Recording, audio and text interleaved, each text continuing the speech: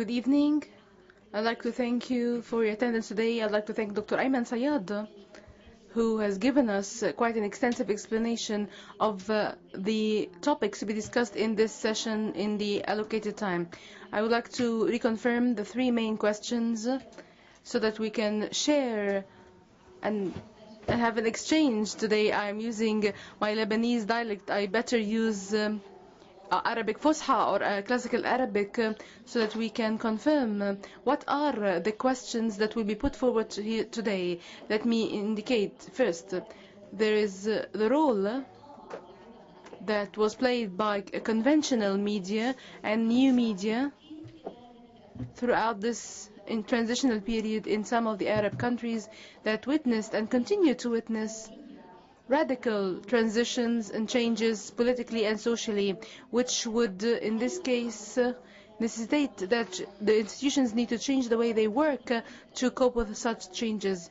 Here I would like to quote, before of course we listen to your opinions, I'd like to quote some opinion that it's very important to have some early warning systems. We know that in the US they spend large segments of the budget on those early warning systems, more than any other spending on other weapons. Currently in the world, we need to have social radars and early warning systems. And this is an expression of Mike Marbury, and he is a senior scientist in the American Air Force.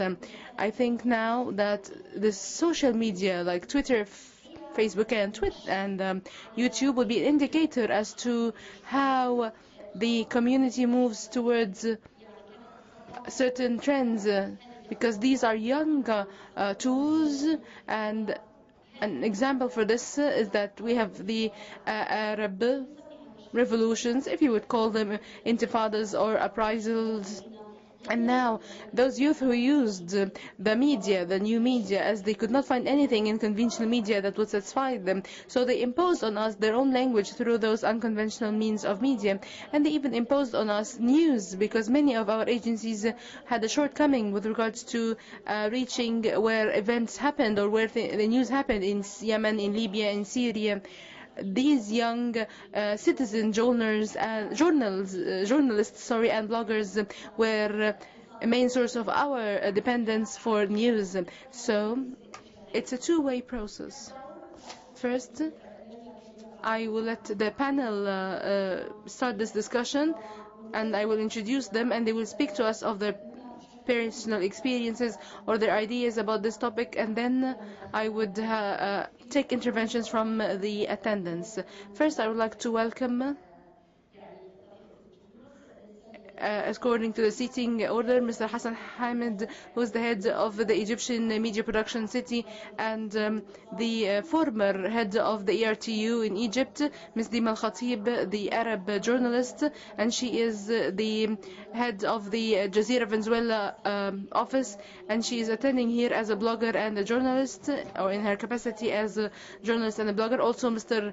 Al-Sayyad, who is the editor-in-chief of Wajat Nadar and a counselor or advisor to the president, Mr. Alexander Buccianti, who is a senior correspondent of Radio France. Also Ms. Wagdy, who is a blogger from Egypt, Mr. Anwar Maala, who is a media personnel and a Tunisian journalist. Mr. Hassan Hamid, we'll start with you. With regards to the experience in a field that you perhaps had a very renowned experience, where you have been accustomed to the conventional means of communication through the media, and perhaps to other things that we're getting through new media. Just a reminder to all the speakers, please, you need to press the button as you speak and then switch off your microphone once you are done, because interpretation needs to listen to only one microphone at a time. So please make sure your microphone is off when you're done speaking. Thank you. Mr. Hassan Hamid, you have the floor. Actually, I do not find much differences between what was dominant and prevalent in the media in the past and the current situation. What I'm referring here to is conventional media in particular. So if we're speaking of the radio and television as conventional means of the media, there are not much differences except for what is mandated or what is imposed on us by technology. Before the time of satellites, there were no satellite channels, and there wasn't such abundance as we now have in the bandwidth that has made many things possible. First, that now there is a specialization in the media, so that after finding in each country perhaps no more than 2 or 3 channels, now we have tens or hundreds of TV channels in many countries. This abundance has created new realities in the field of TV, and of course the same for the recipients. Now they address their public through specialized channels. So many news channels and stations have emerged. Now viewers can choose between tens of channels, and at the same time, when they want to go through the different channels with regard to the coverage of a certain event or story. But the performance of the media personnel themselves, I don't think has differed that much. So if we look at the news reporting, we find that the substance of the news is quite far in between. When we compare it to opinion, when we speak about pure news coverage, it's not as much as opinionated coverage, if I would say.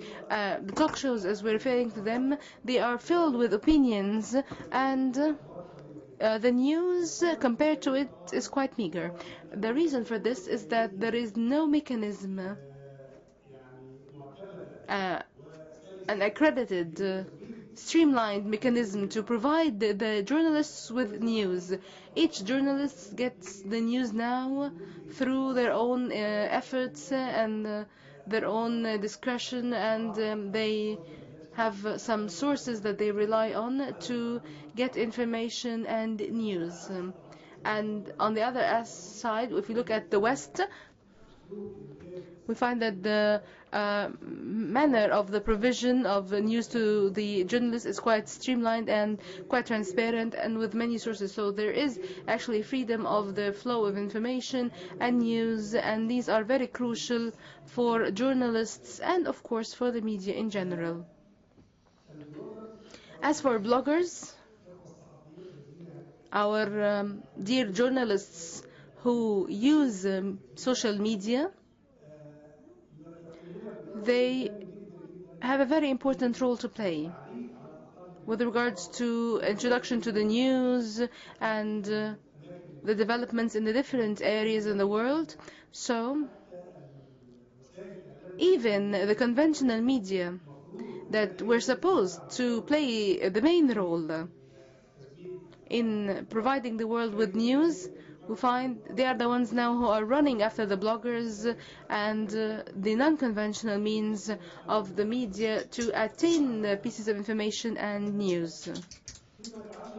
With regards to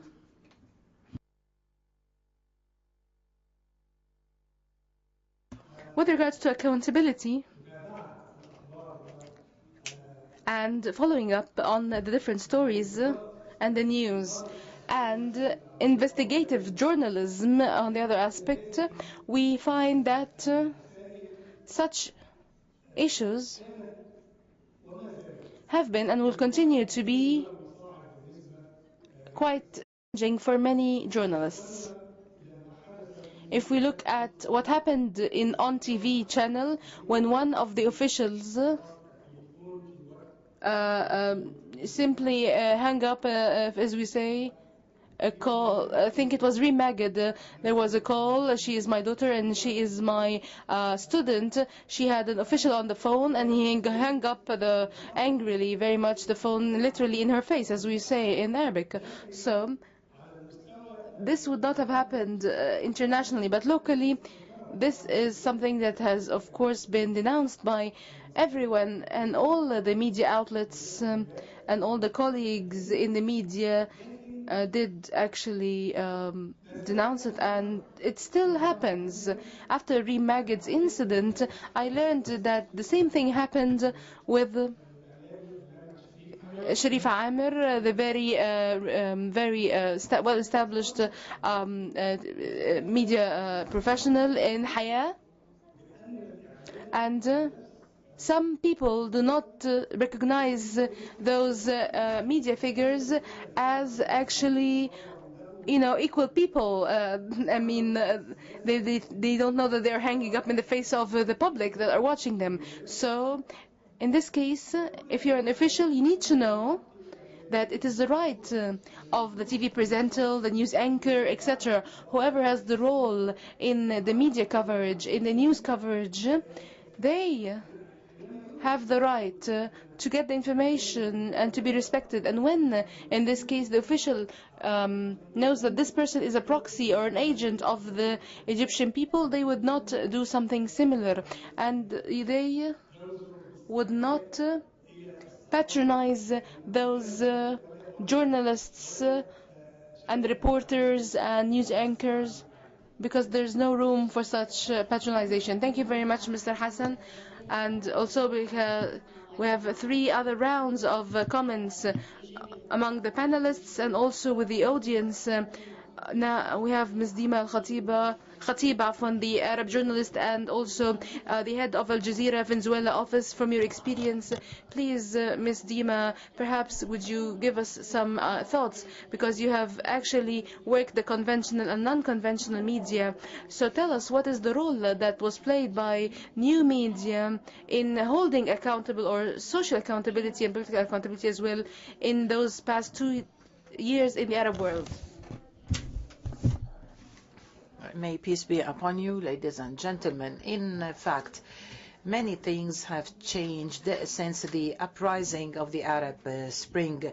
You can call it whatever, uprisings or revolutions. It is true that media means are still working conventionally, but a lot of things have changed. It is no longer sacred, as the citizens and journalists who in fact emerge are now held accountable, and they are providing realities, and the news is being held accountable at any moment.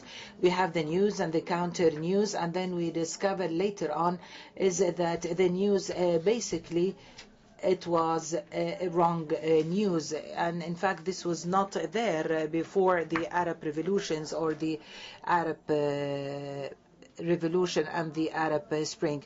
Maybe what happened in the last 2 years is that the viewer doesn't have an opportunity to have just to select just the media means, but also he has the opportunity to choose the modern news channels, and he can use a small cell phone, and he can in fact transmit such a news through this small cell phone, and through the internet he was able to grasp information that wasn't available before the internet.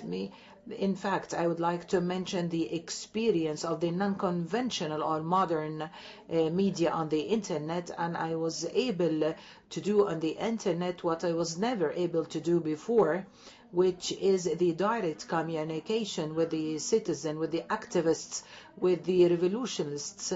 And even when I came to Egypt, and I'm a correspondent, but I came to Egypt for a while, and I was communicating with activists, with the journalists, because in fact they became a very important source. And never I can prepare a report regarding the political scene in Egypt without taking the point of view of those activists and what are their plans, what are their future plans, and their comment on a certain decision or a resolution. Hence, this change is in fact a drastic change in the media, and in fact, and it was not in fact fulfilling or bridging all gaps, or otherwise we wouldn't have all these means of media.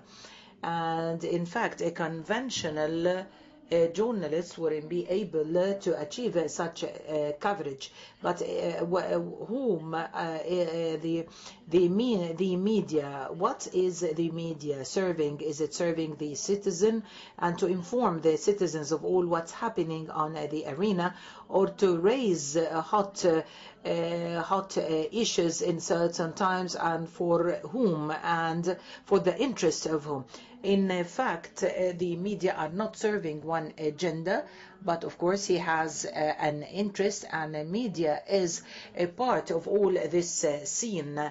Hence, I do agree with my colleague that the media is not different, but I think the perspective changed, and I think now we have the ability to reach to a big number of viewers and recipients. The problem is how to reach and to a balance, and in fact we will discuss this later on. Dr. Al-Sayyad, he gave detailed examples regarding political accountability, which was raised by social accountability, and due to his grassroots young people.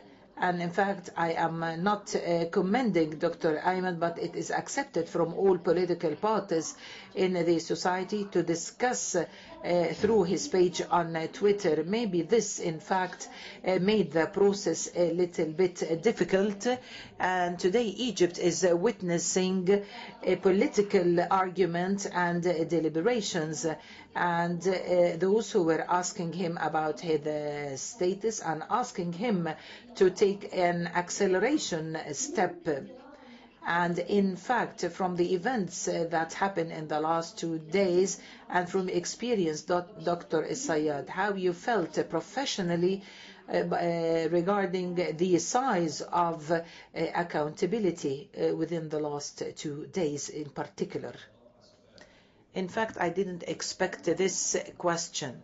I didn't expect this question at all.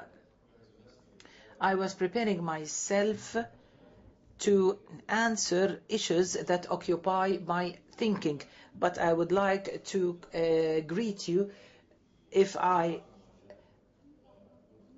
maybe I am in a position I can ask some questions are in my mind, but in fact within the last 48 hours, in fact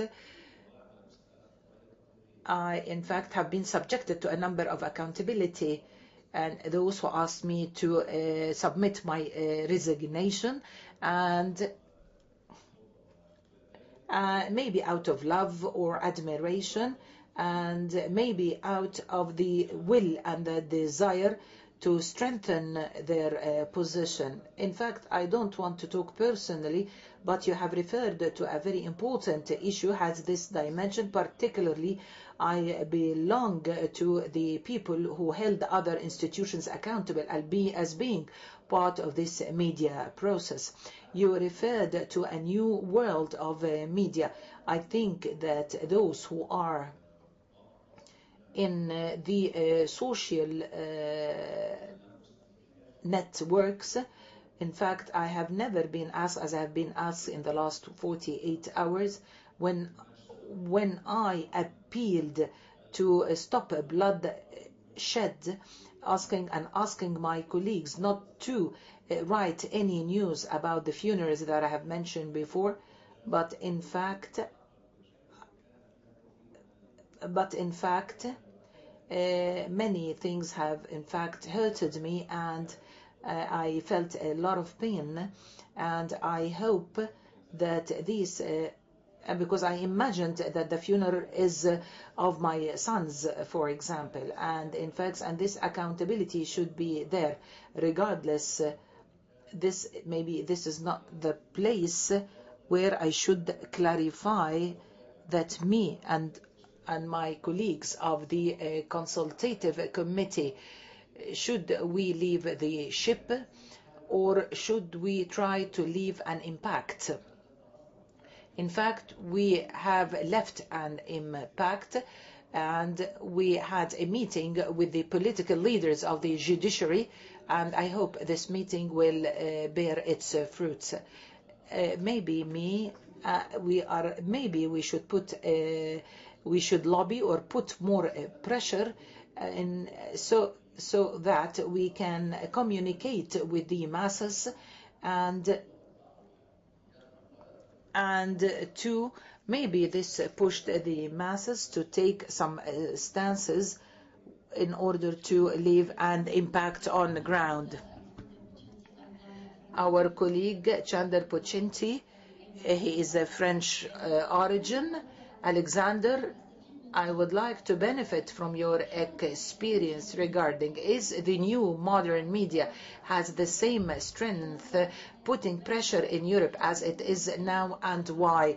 Is the emergence of such media in our community is due to the weakness in our infrastructure, hence the new media emerge due to the weakness of our societies and communities.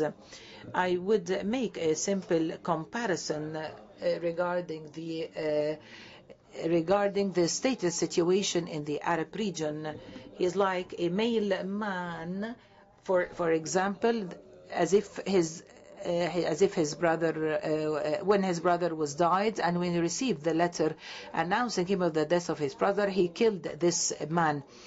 Sometimes when this man is ignorant, and when he sits with him and to read the letter and sits with him reading the letter, and the man starts to give his ideas randomly, and then the male man starts to write such a letter in a formal way.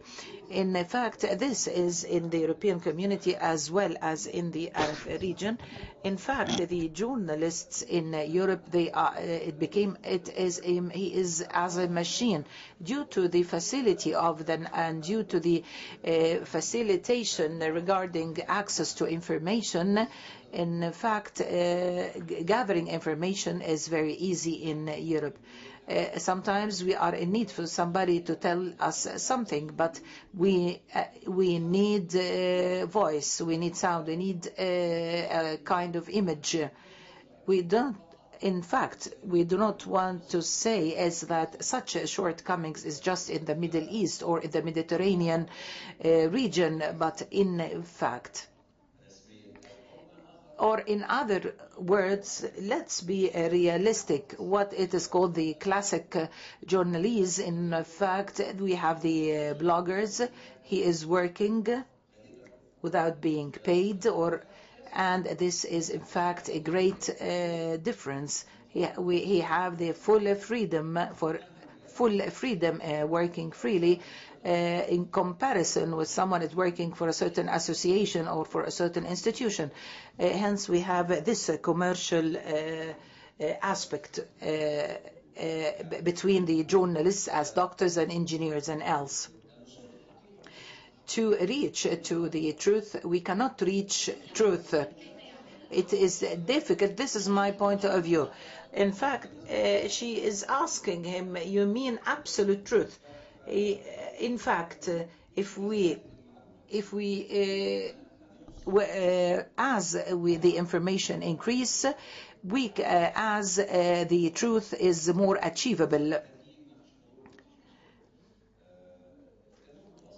As for the Mediterranean region, we are going through an era after being chained. And now we have a free of press.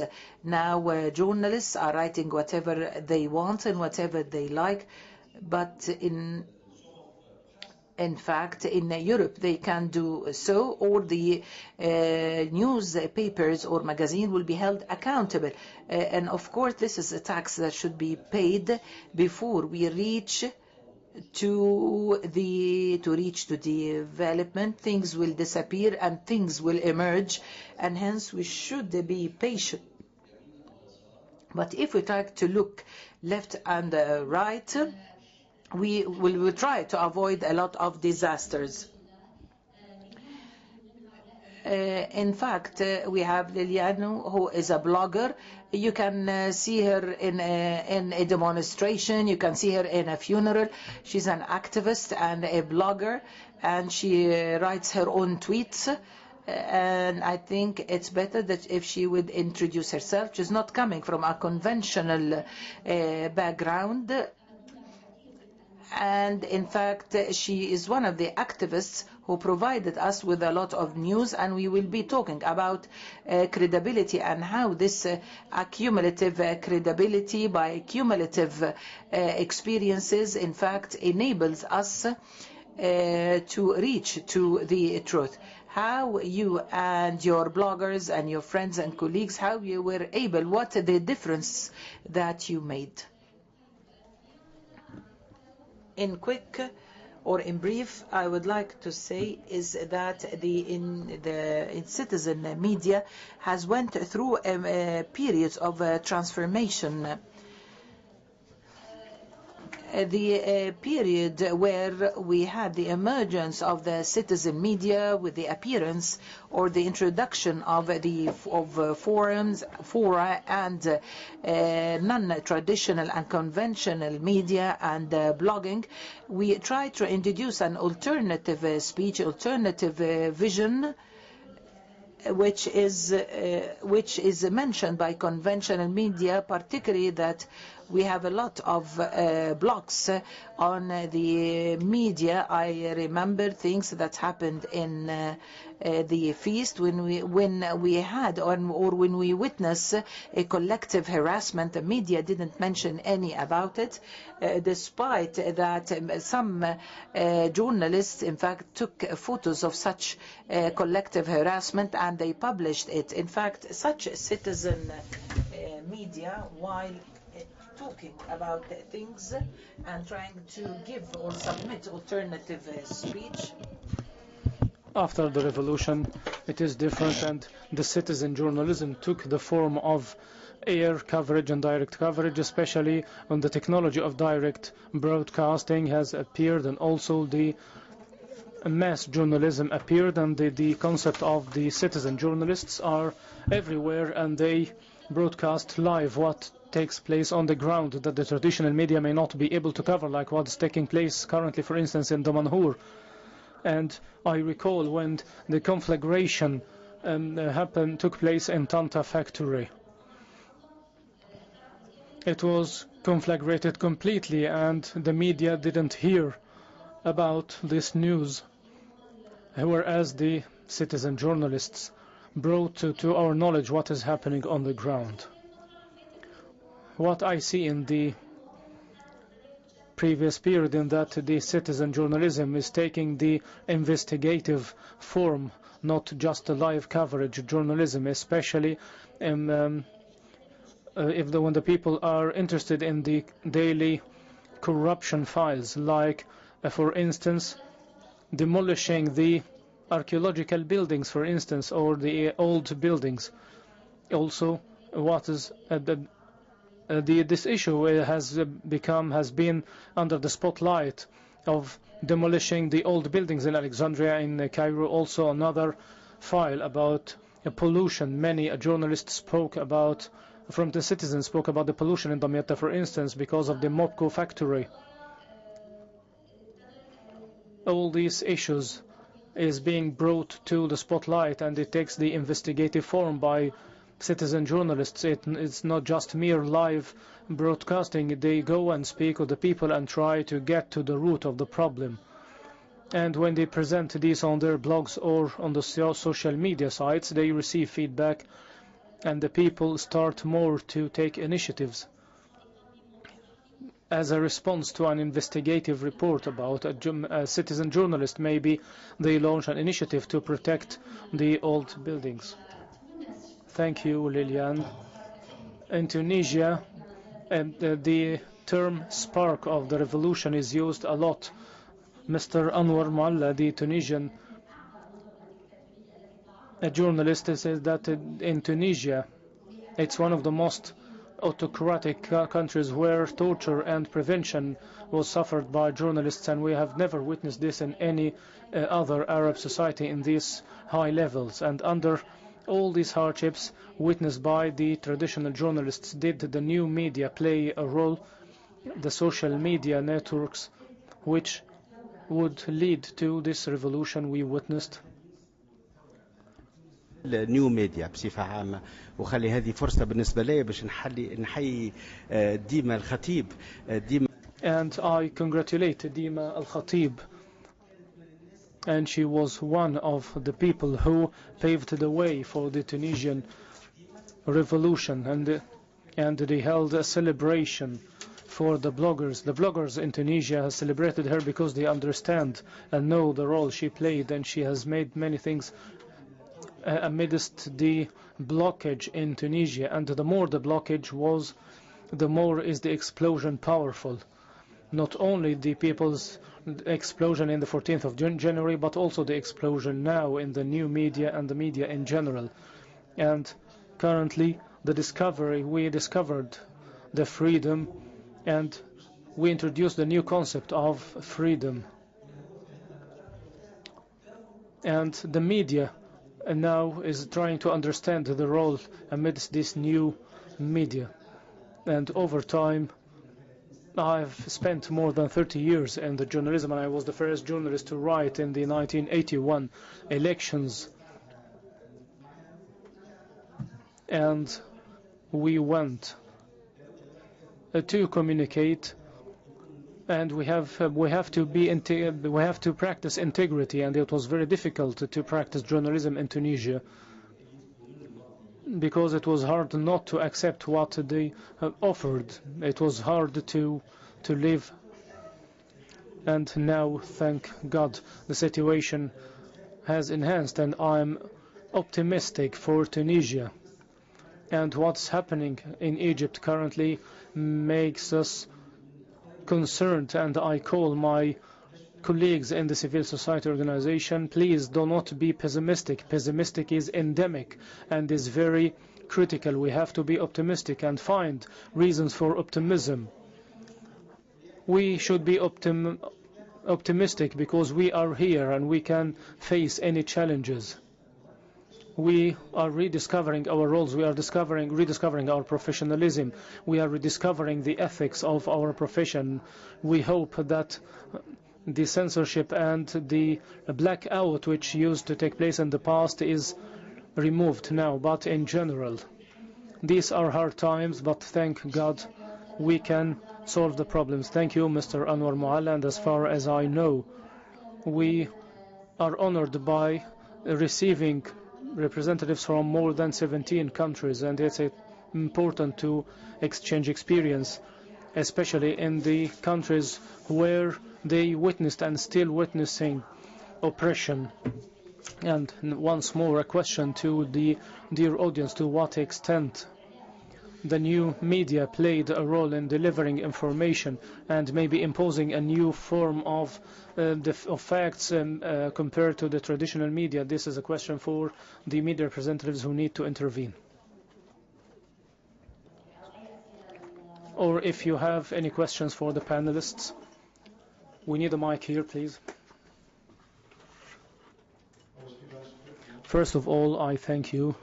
My name is Johnny Azzi from Lebanon, and I thank the interpreting because, and I'll try to be as slow as possible. The incident which took place in a couple of weeks ago in the Upper Egypt, and the martyrs, the children which were dead in the train accident, and I am affected a lot. And this may make the people be convinced that from the journalism is not only restricted to the classical meaning. The media has an issue to the extent that we in Lebanon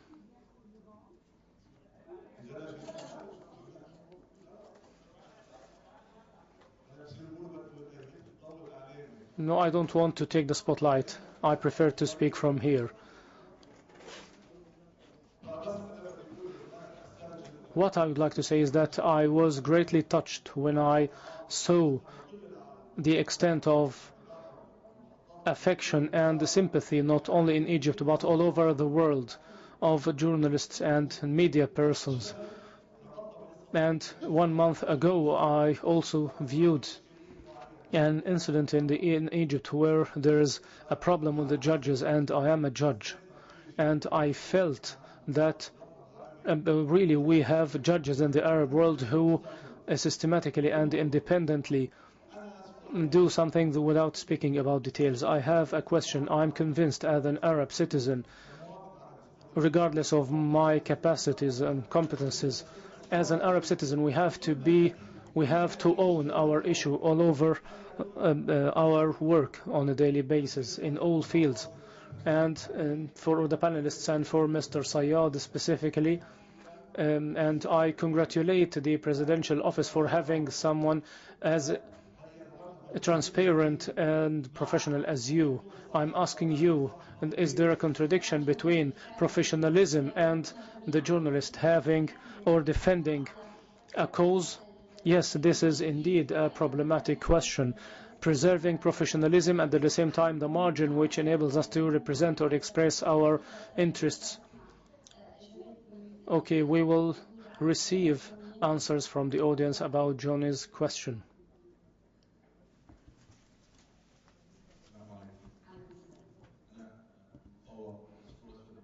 I'm Masroor Aswad Muhyiddin, member of the Higher Commission for Human Rights from Iraq.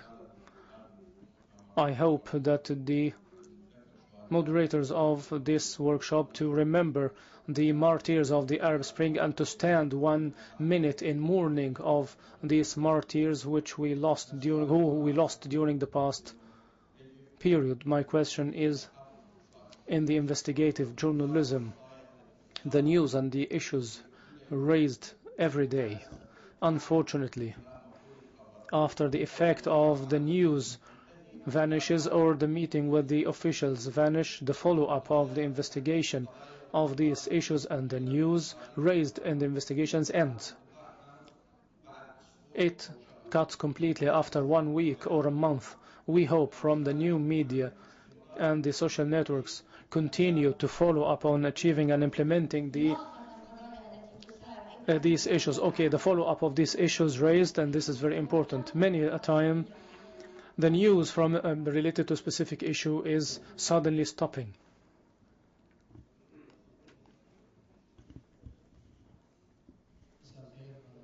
Good evening, Walid Sheikh, the media director from Bahrain Political Development Center. You said more than once the concept of the citizen journalist. To what extent is this concept accurate? To what extent is it accurate to call citizens who are not professional and who are not skillful enough and who lack all the criteria we studied in journalism? To what extent is this term accurate? And to what extent can we call the people who relay information or news at a specific time citizen journalists? This concept, or even if what is relayed is not accurate professionally and journalism related. Okay, we will postpone the answer of this question to the third part, which is the international criteria for both worlds, the traditional and the new media.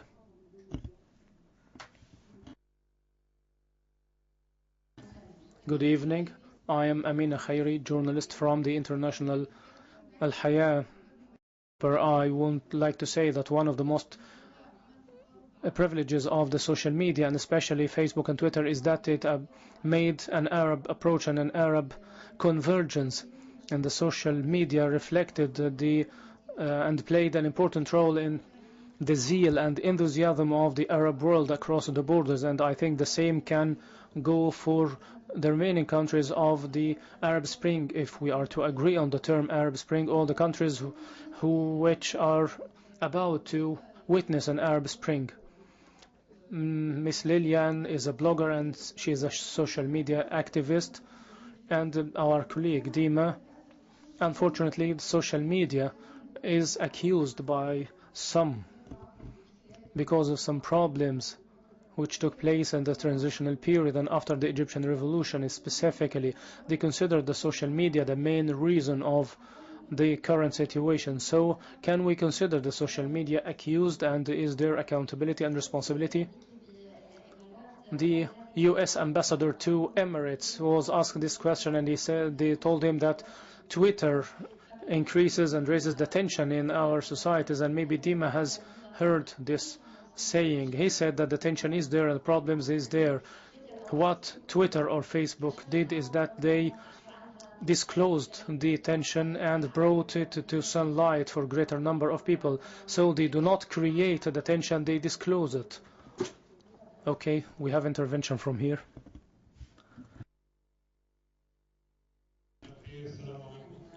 Good evening, Safwat and News.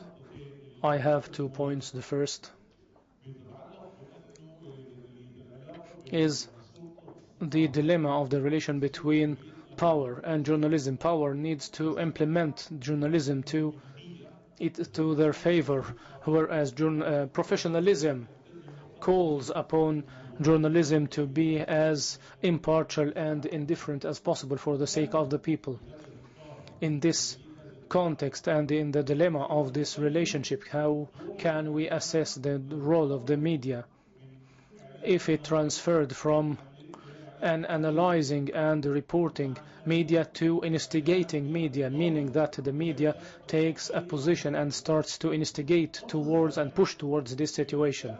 The second point, all the speech goes under the context of the problematic relation between the power and the media. So what about the relation between money and power? Money is an important factor, and hence the power of money could lead to a media which doesn't serve social accountability, but otherwise it's utilized to serve narrow interests of specific groups. So we hope that the interventions are more precise from the part of the audience.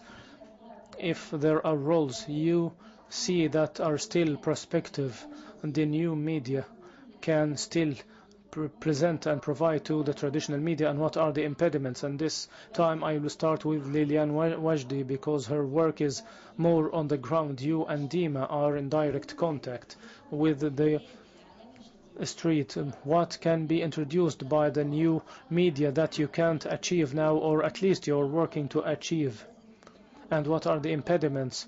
And also please integrate the questions and the comments of the audience in your speech.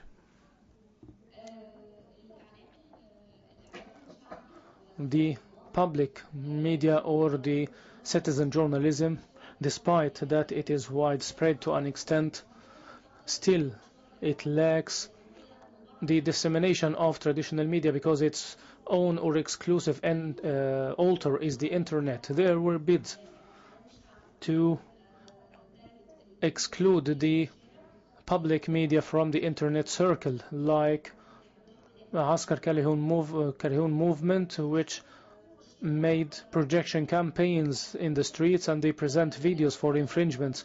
But unfortunately this is related to a specific issue, and eventually when they achieved their purpose, they stopped. So we don't have a sustainable source to exist outside the internet. We don't have a means by which we can reach the people in the streets, like the radio, for instance. The people listen to the radio all the time and in their cars, and it's more widespread than TV. There are slight bids like publishing tapes speaking about the Constitution, for example, cassette tapes, and distributing them on the public transportation vehicles, for instance. Okay, but don't you think that traditional media depends on the news from the new media? By this, can't you see that they secure the proliferation of the untraditional journalism, and they are a vehicle for such in many cases? Yes, this happens.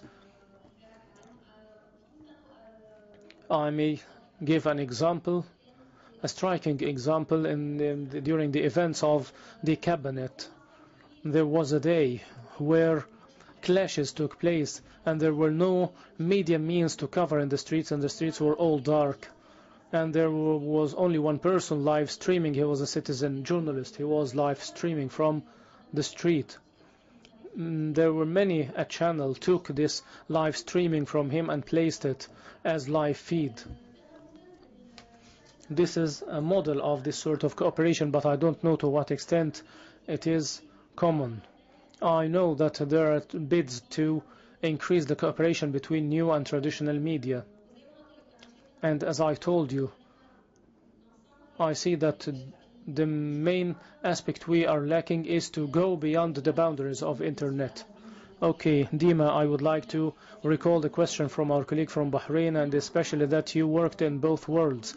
What would reach you, and what would you express in your own space as the Dima, the Arab journalist? Maybe the Dima professional correspondent in the official framework may not be able to present, bringing those words together and holding the thin hair of impartiality and participation.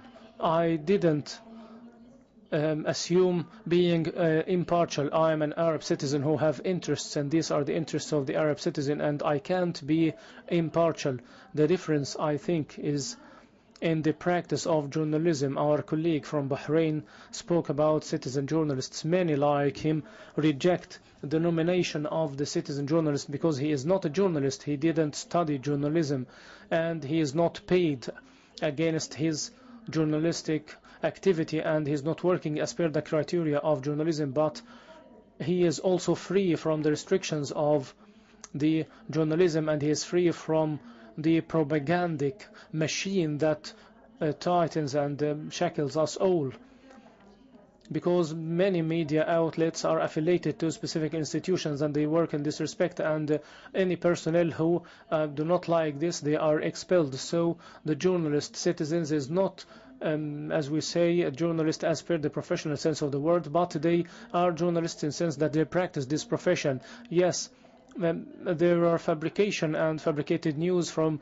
either worlds, from the citizen news and from the professional news, and sometimes you find the citizen journalists who are way better than professional ones, and the other way round. So you may find marvelous journalists, professional journalists, and others. I don't want to call this chaos of criteria, but we are close to such phase where the criteria are mixed together because of the overlap between the professional journalists and citizen journalists. And this appeared in the West, and we translated it without even thinking or deliberating about it. Anyway, the citizen journalism is there, and sometimes it's local journalism in a specific municipality. They broadcast locally of the local news for those who are interested, and it doesn't broadcast worldwide. On the other hand, the social media need the traditional media outlets. I'll give you an example, because the change didn't only take place in the Arab Spring countries. Khadr Adnan is detained. He is a Palestinian detained in the Israeli prisons, and when he went on strike, a food strike, the interest in the traditional media were not interested, and the citizen journalists as well as the activists were interested in him. And I spent 3 days when I was in Caracas in Venezuela, and I wrote about Khadr Adnan, and I was part of the traditional media outlets, and we managed to bring this issue to spotlight. And the Israeli media, even before the Arab started the neglect of these issues, or the inability or unwillingness to cover these issues. I'll give you another example. When in Saudi Arabia, for instance, the messages are not delivered, and many campaigns are held on Twitter for the political detainees, but these do not reach the people, whether in Saudi Arabia or other Arab countries, because there is a huge barrier and a huge gap in a country like Saudi Arabia between what is exerted by the activists over the internet and what is exerted by the official media outlets. The problem for the citizen activists is the reach of because only the elite own the BlackBerry and the iPhone and the new technology, whereas the majority of the people do not read or have access to this technology, and hence they don't have the facility to follow the feedings of the citizen journalists. The questions presented, and which are related to my work, our female colleague said that the main reason for what we reached today, I didn't understand what did we achieve, what did we reach now. But if you want to say that these are Facebook and Twitter revolutions, I am one of those who say that this is not true. It's true that Facebook and Twitter, and in the Syrian context also YouTube, played a great role, but the people didn't go to the streets and demonstrations because they heard about Facebook or Twitter on Tahrir Square. No, I think that not all the people have Facebook accounts, and we can go to the statistics and we'll find that only a small number of people have accounts on Facebook and Twitter. These revolutions, there's no doubt that Facebook, Twitter and YouTube has helped and has lent a hand to expediting the Arab revolutions and facilitated the organization maybe between and among the activists. But these are not Facebook and Twitter revolutions. These are real revolutions. Facebook and Twitter only brought the Arab sense of belonging together, and we felt that we are an individual soul. I was in Caracas and I felt that I'm standing in Tahrir Square thanks to this sort of media. I felt that Lilian have the same concerns that may be with me despite the long distance between us. I also felt for the Tunisians. I felt as Tunisian, I felt like a Libyan, I felt like an Egyptian, I felt like an Arab. So this media brought us together, whereas the traditional media failed to do so. They seek though the ex-analyst and the ex-expert, and he has written this book about such topics. These are not related directly to the citizens unless they chose to bring the citizen in the spotlight. I'm sorry for taking so long, but there are many issues. Okay, Mr. Hassan Hamid. I will use a live example and I will say a hypothetical question is that one of the means for encouraging, or maybe it factors, or maybe it is an impeding factor. When you headed the Egyptian Radio and TV Union, there was a report arranged by Lilian Wagdy and some youth, and they used their mobile phones and they relayed and approved the reality that doesn't respect what is respected in the traditional media and in the old days and now. This is a hypothetical question, but may have many repercussions. Okay, I'm happy to answer this question. Any practitioner of the media related work should have a cause. I can't understand that there is a media person without a cause, without a stance. The professional criteria, like Ayman said before, is the criteria which all the media related persons should follow, and professionalism entails impartiality and objectivity and viewing the topics in depth, and it entails the real abidance by the truth as I see it, because absolute truth is not a real thing. The truth as I see or I think that it is, or it is represented in what I introduce. The most important criteria for the truth is the ethics part. If we respect the ethics, I think we will always be on the right path.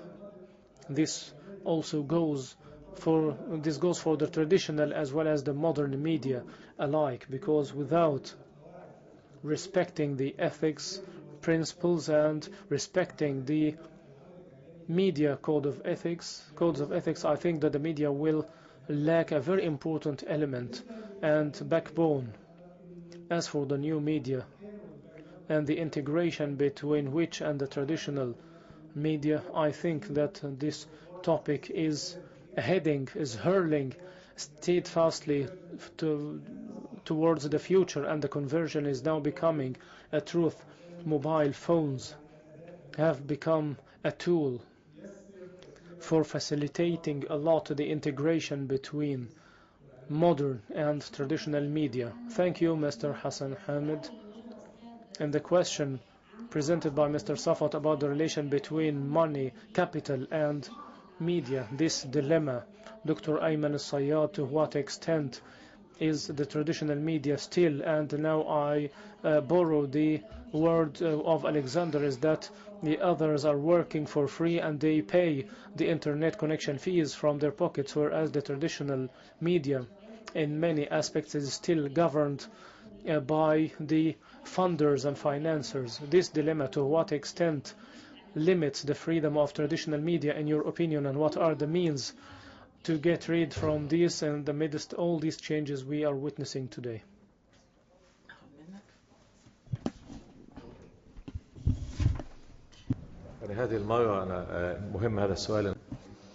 It's a very important question, and I would like to go back to the core issue regarding social accountability. Particularly, we are in a very critical period, and we are in the process of new legislations for media. A number of questions have been raised by the participants, and also different questions regarding the same issue, the relation between money and media, and its relation to accountability,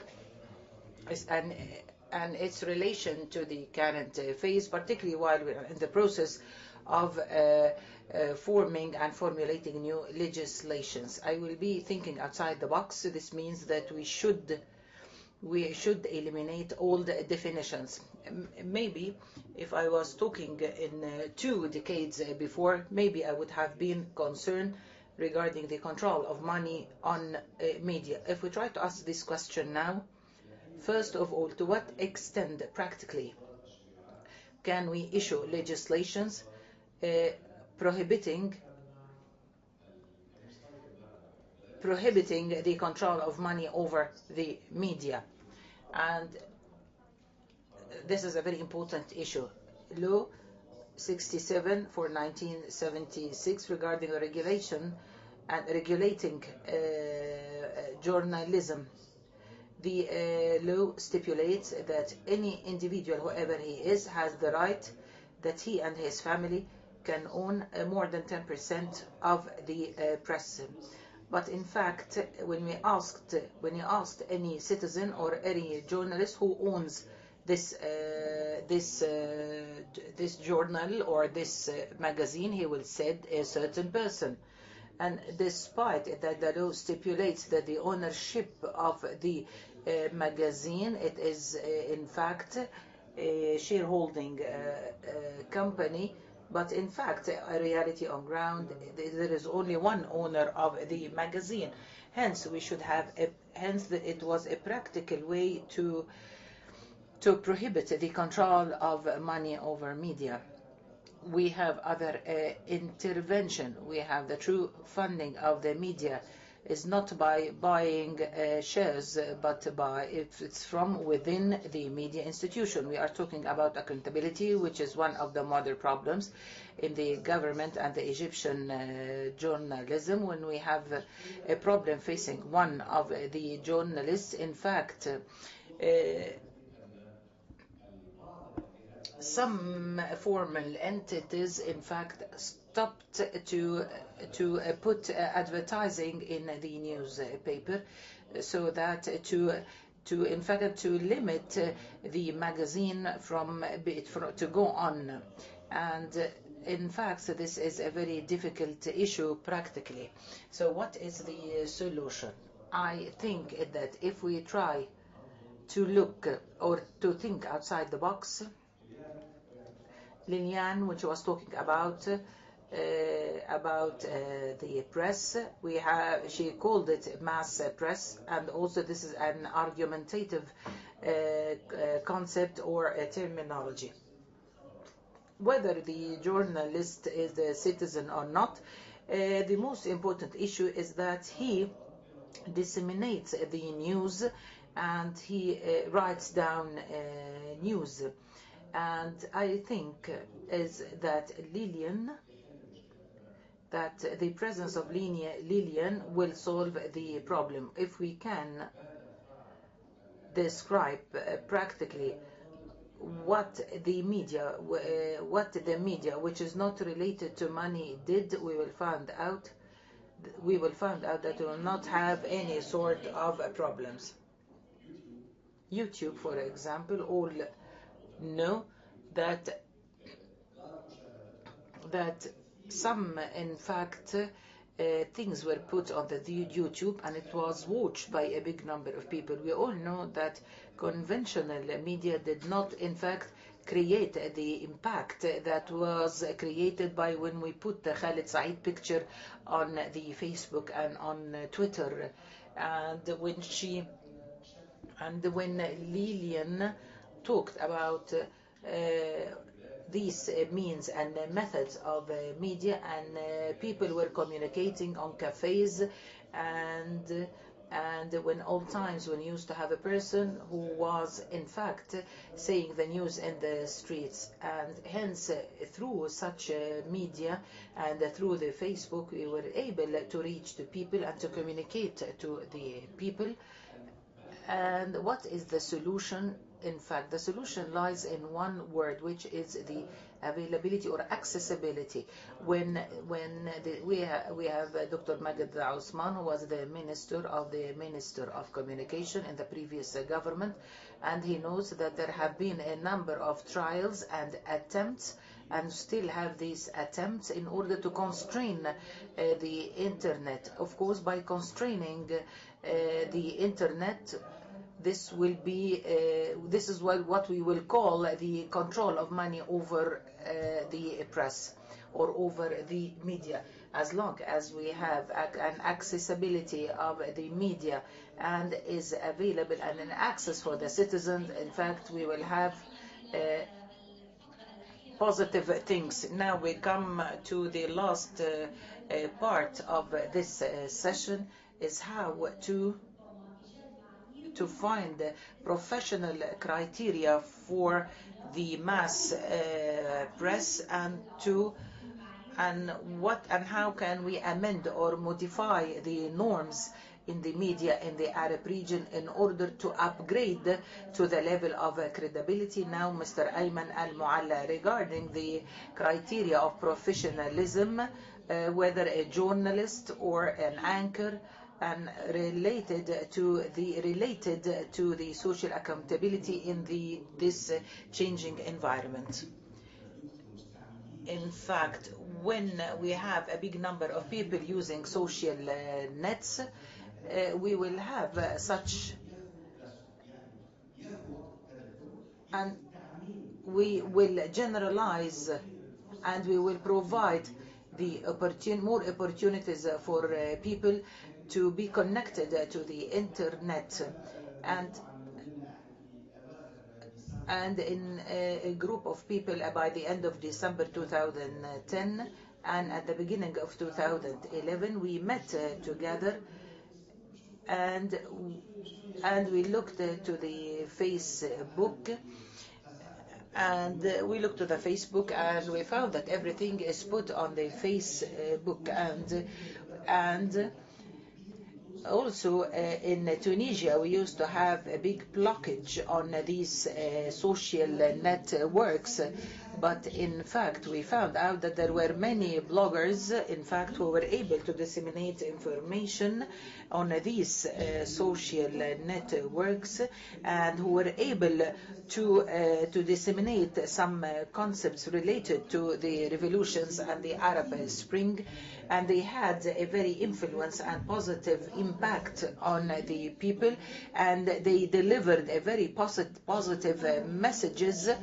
and in fact this left an impact on the people of the region through these clear messages, and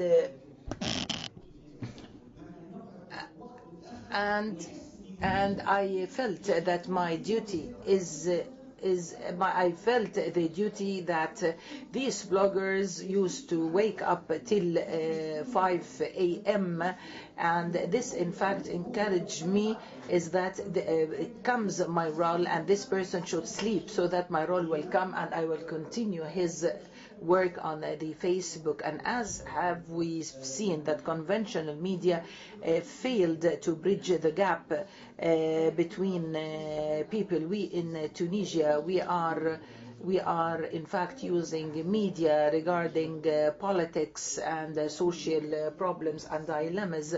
We are trying to find solutions through media, and due to the dynamic in the young people, in fact, they were able to enforce themselves and to express their opinions. What are the conditions that should be available professionally regarding new media, so that we can reach to more brackets of society? How can we reach to the different brackets of society? Let us agree on something, is that conventional or traditional media, in fact, I don't like the word tradition, let's say classic media, and that the modern media is better and is more bright and more shiny. Maybe I should defend this issue. Maybe I will have money by the end of the month for such defense. In fact, each of them has its field of specialization. I think that there is a sort of interlapping between the conventional and the modern media. But in fact, if we mix between both, we will find is that if the internet media is more prevailing, we will find that something is strange. We have a problem with is he a journalist? No, he's not a journalist. In fact, I'm not against a citizen or mass media or else. He is a journalist who, in fact, is able to collect news and to disseminate news. And he maybe in many cases be better than us, but we have to say at the level of the big media, we have criteria, we have professionalism, we have... And you should, in fact, make sure of your sources. When you don't have any sort of pressure over you, the issue is more easy or easier. But in fact, I do not envisage that both are to be interlapped. We as journalists working in the conventional media, we all have schizophrenia, and we make Twitter and Facebook, and they are playing in our playground as well, and they come to interviews on TV. Hence, as the media means increase, this in fact is better and is more positive. So in this case, the question that was just raised with our friend Johnny, as long as you're playing in their own court or playground, does this make you an activist or a professional journalist, as you have always been? As long as you've gone into this world, delved into this world, how do we believe you as when you're on TV and communicate a message to us and exert an effort to sound unbiased, and you are calling the president swear words on the internet, on Twitter? I'm not doing it. I'm not saying you particularly, sir. I'm just saying in general. If you live in both worlds, where is your credibility as a journalist, Alex, here? There's a Dr. Jekyll and Mr. Hyde, of course. We're all crazy in that sense. Anybody in this profession needs to be crazy. I'm not crazy, sir, if you allow me to say, Miss Lilian says. I'm not crazy. You're not crazy. Well, maybe I am just the only crazy person here. So let's just say there is a schizophrenia in that sense. On Twitter, I'm different compared to on the screen. And this is good. Because everyone thinks that Twitter is personal. Everyone knows that Twitter is personal. And I might not be objective and just let myself go if I want to be. And I think we need to be objective, and there are so many causes that were used and exploited to do ill. Everybody who wanted to defend, everyone wanted to exploit the people, used the defense of causes. So we need to be objective. You seem to have provoked Dima a lot. Dima, please, you have the floor. I would like to put on the record here that I disagree with you with regards to objectivity. I think everything I see with my own eyes. Even as a journalist, I might agree that I need to be professional, but not objective. When I was in Venezuela, I see the same event in the same place where I'm covering. There are different journalists, they're writing different news, and they are communicating completely different view because they don't see it with an Arab eye. If he's a US or UK citizen and journalist, he sees things differently. Latin democracy, they see differently compared to me as a human being. So the filter is the filter of a human, and you need to be professional, but you can never be 100% objective. She's asking, aren't there any criteria that would guarantee that you would be professional here? Well, you would relate the number of people involved, etc., etc. But the way they write the story is quite different. I've seen this in Latin America on a daily basis with my colleagues from other regions, and I was always the only Arab journalist, so my story is always different from the other stories that other journalists covered. Do you have a comment? I have a reservation on imposing professional criteria on new media, because as the colleagues here said, we are not journalists. I might be an exception because I have a conventional journalism background, but other people like me, hundreds and thousands, do not have a background in journalism, and not on the short or the long term we would form our own trade association of citizen journalists. So we're not a group, we're not an organization, and nobody can impose those criteria on us. The criteria of the citizen journalist is their own individually based criteria.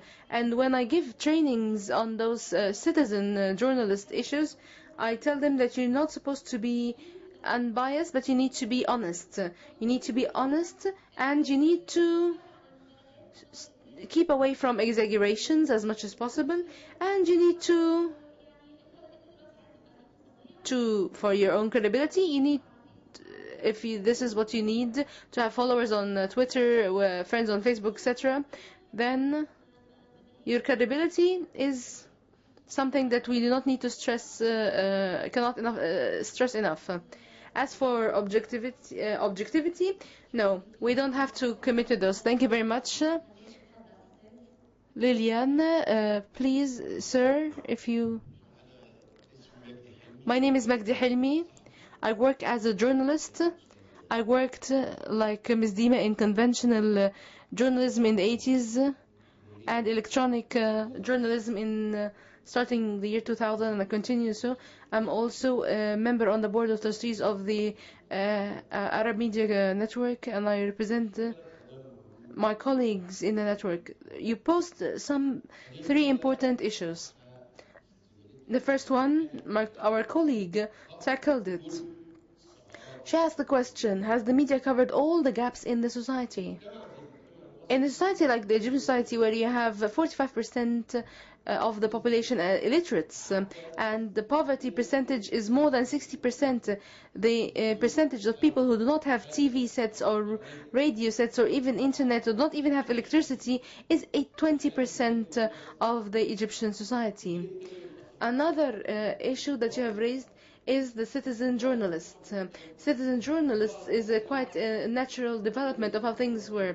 When the radio was invented, we said this is the end of print media. And the same was said about the radio when TV was invented. So, actually, the citizen was always the source. In those cases, he would tell us, call us, say there's a fire here and there, and we would go. Now the citizen would simply relay the news without us as intermediaries. So this is a development.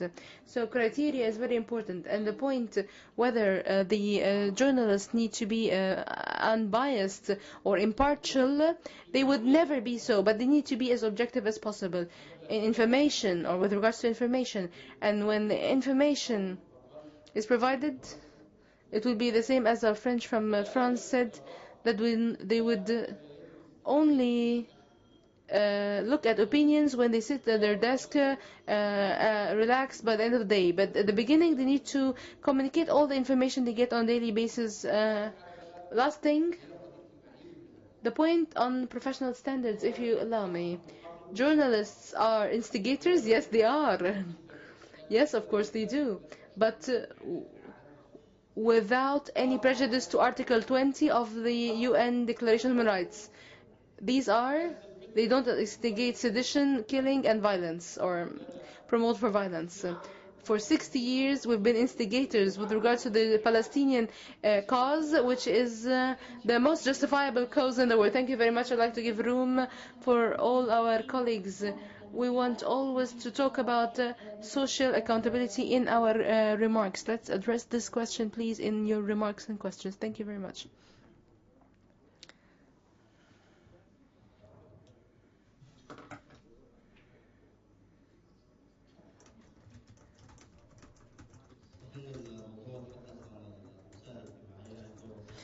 It's true that you're looking at the media as a fourth estate within the context of social accountability. But then there are other points.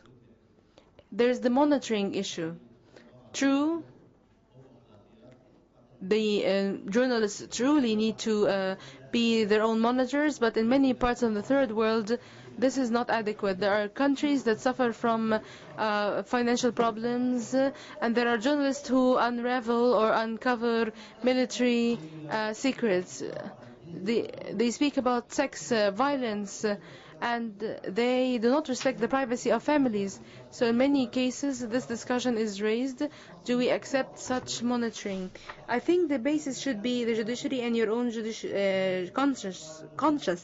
So the judiciary takes long time. How could you, in this case, protect the privacy of people? We need administrative supervision so that we can create a balance between freedom and responsibility. Thank you very much. If the time allows us, we have 2 more interventions.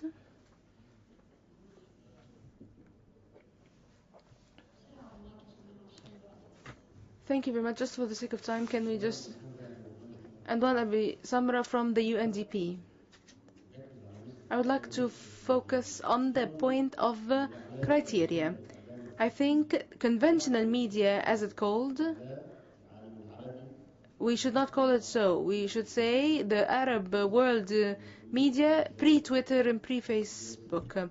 And we look at the political sphere in particular. It used to be an expression of the horizon and the political paths that are drawn by the elite.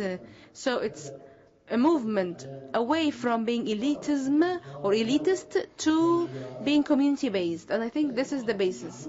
It's not just about the information, but it's also about the content and who are the targets and what is the source. This is the move. In addition, a second criteria or second point, the people were subject for the media, something that the media covers. So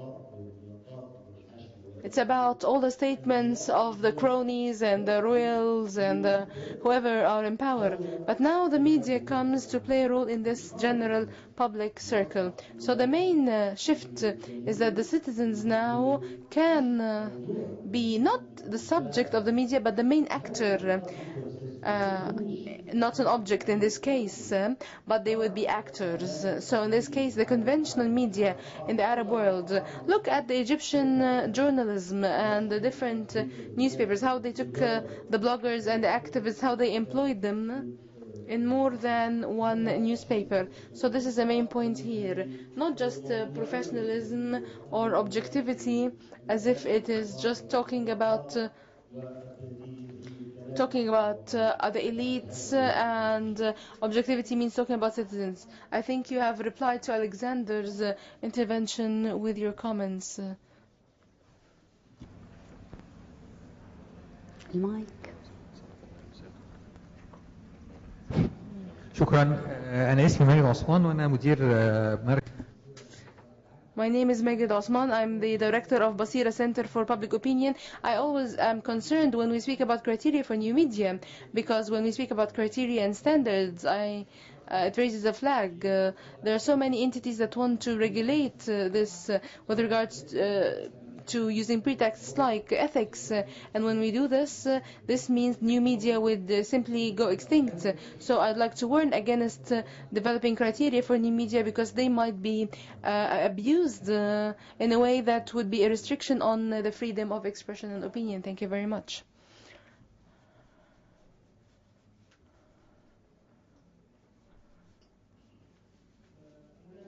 I'm Najah Shal from the Yemeni Youth Observatory. We note these days that new media are quite spread, and we've seen increasing numbers of users of new media. So each person now has their own media outlet, and people can just follow that person and really interact directly. And coinciding with the Arab revolutions that are underway, there are satellite channels every day, some with and some against, some supporting and some attacking, and we find a war, a ferocious media war. My question is, to which extent would this media war continue that we see in between the different channels? And would there be a truce in the making?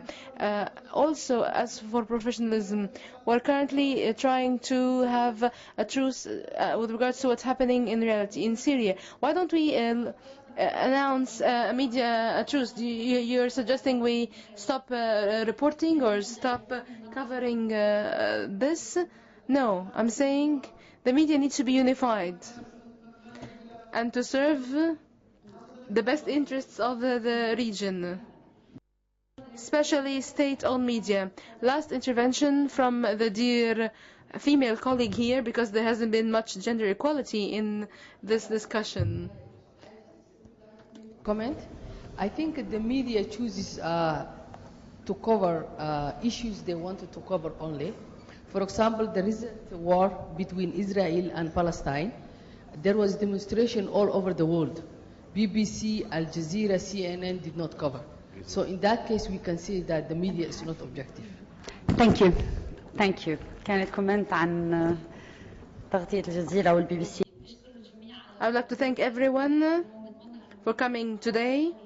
I think this was a chance for us to exchange experiences and opinions and to put forward questions that we do not necessarily might find answers to, as much as they are very important to be raised in their own right. I would like to thank Mr. Hassan Hamid, Ms. Dima Al-Khatib, Dr. Ayman Al-Sayyad, Mr. Alexander Buccianti and Lilian Wagdy, and Mr. Anwar Maala for your attendance and being panelists here today. Thank you very much. بقوا صحفيين انت عارف عشان بيقبضوا عليهم بقوا صحفيين خلاص رسمي مش كانوا اللي بيتقبض عليهم بطلوا يتقبض عليهم. قبل ما حضراتكم تقوموا نشكر السادة الضيوف. We would like to thank all the guests, Lilian and On TV, for this important session.